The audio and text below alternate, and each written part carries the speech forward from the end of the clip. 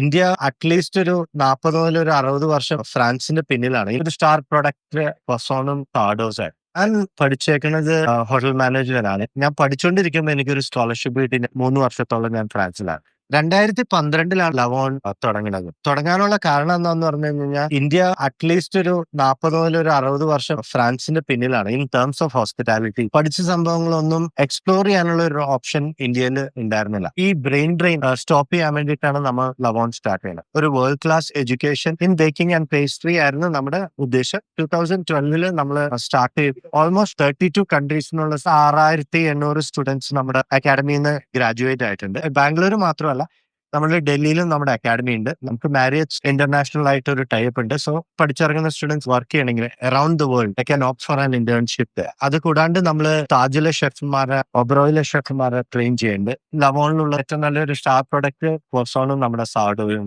തന്നെയാണ്.